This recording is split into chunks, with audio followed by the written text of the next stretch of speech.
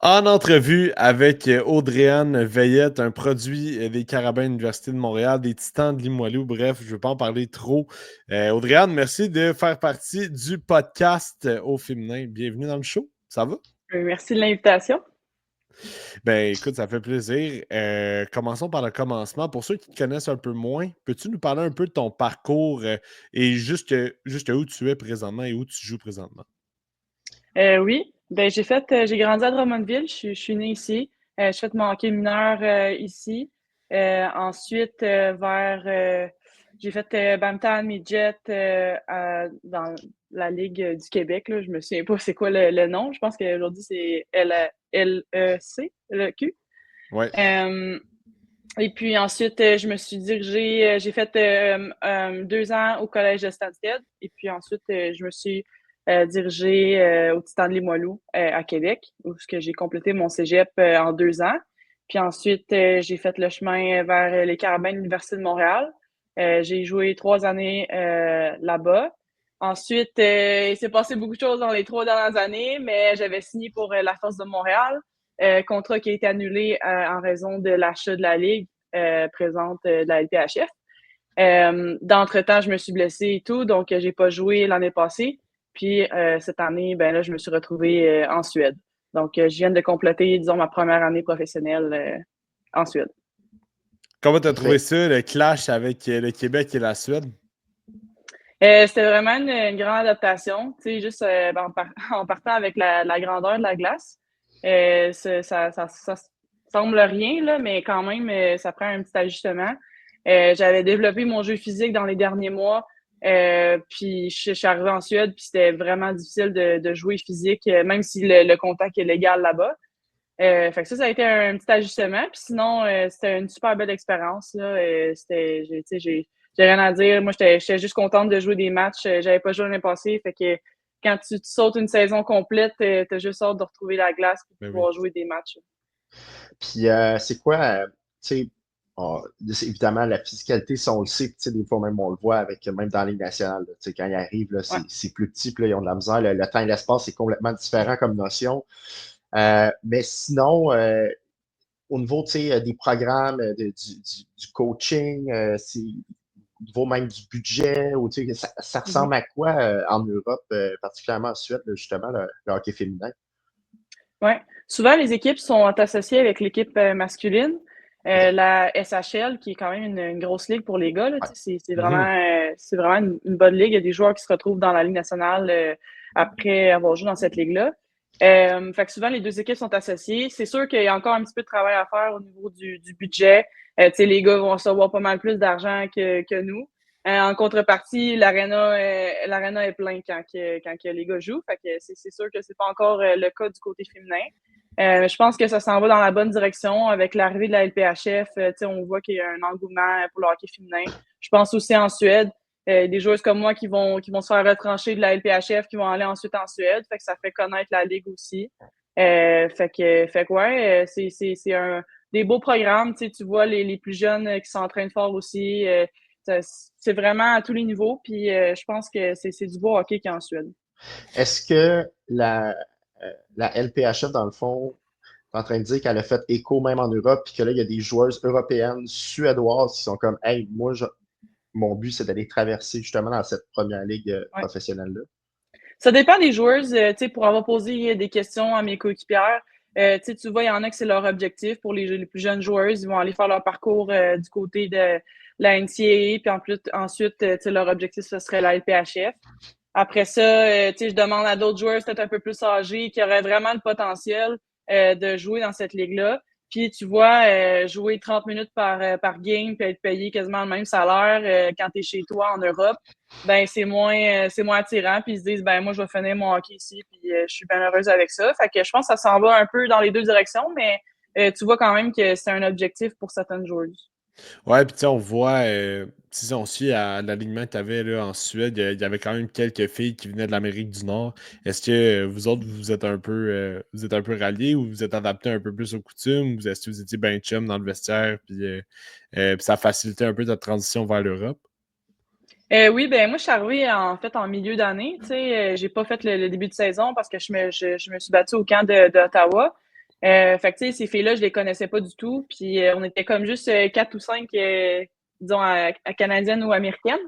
Fait que, tu sais, c'était comme, de m'inclure dans le groupe, ça a Mhm. été, tu sais, il faut t'arrives en plein milieu d'année, là, je pense que c'est plus difficile, mais tu sais, toutes les filles ont été super accueillantes quand même, puis c'était le fun.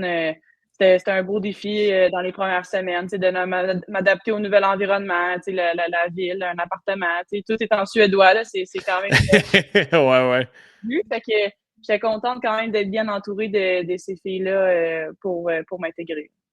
Est-ce que tu parles un peu suédois? Pas vraiment. J'ai appris Ah, comme 2 mots, puis c'est tout ce que je me souviens. C'est vraiment Ouais, c'est compliqué, ça. honnêtement. en anglais, sinon, en fond, j'imagine que tu communiques beaucoup en anglais là-bas, là, quasiment Ouais. exclusivement. Ben Ouais. ouais, le 95% des filles, tu sais, à part les 4 ou 5 américaines ou canadiennes, ben c'était vraiment suédois, là, tu sais. Fait que le coach va communiquer en anglais, mais Oh. tu sais, la plupart du temps, les filles vont parler entre elles, puis c'est en suédois, là. Fait que c'est le fun. Ce serait le fun que tout le monde parle en anglais, mais c'est Ouais. encore là, c'est à moi d'apprendre un peu le suédois, mais c'était vraiment compliqué, là. Fait que j'ai Ouais, t'avais pas essayé, beaucoup de mais temps non plus, là. non, c'est Ouais, ça. non. Puis Ouais. la Suède en tant que telle, c'est comment, là, en dehors du hockey, là? Ça Ouais. ressemble à quoi? C'est quoi la vibe un peu là-bas? Moi, j'étais chanceuse.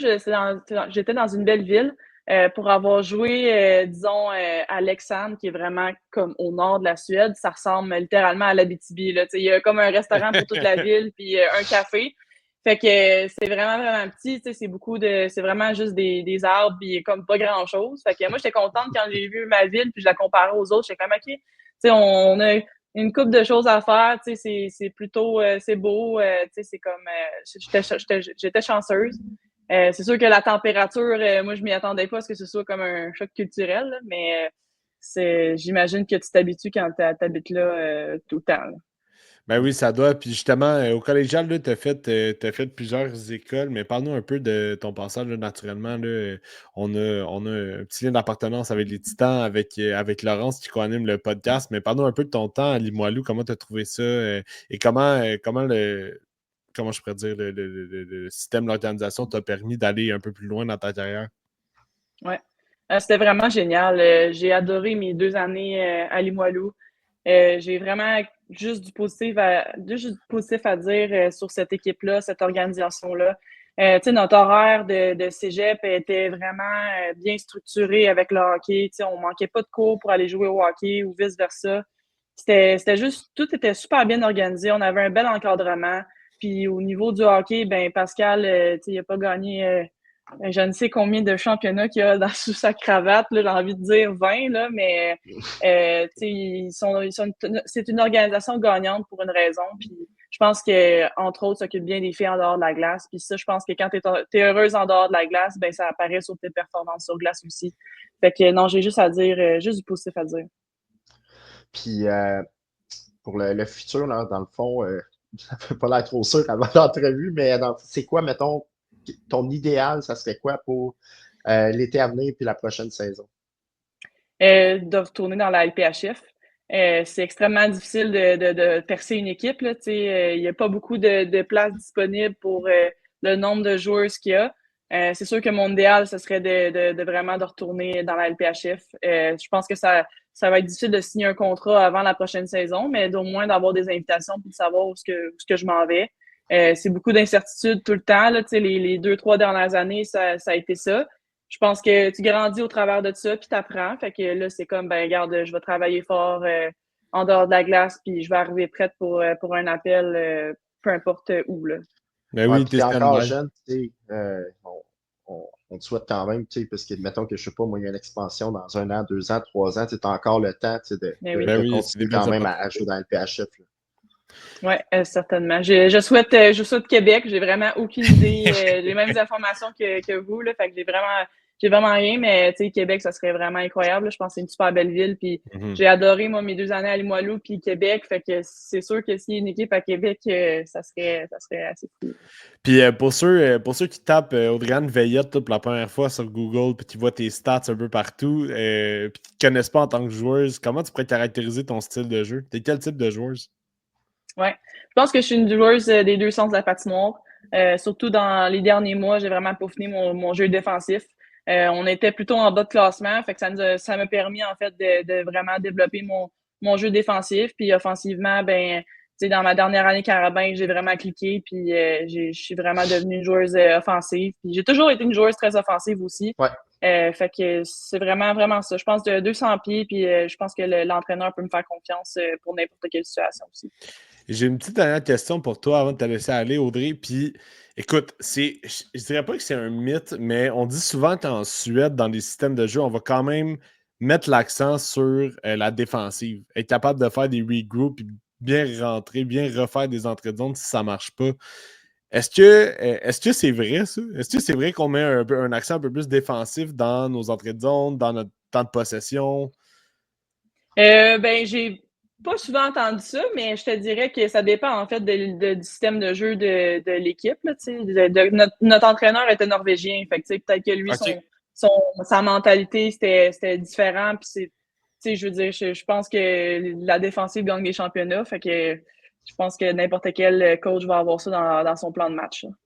Ah ouais. Ben oui, make sense. Make sense. Ouais.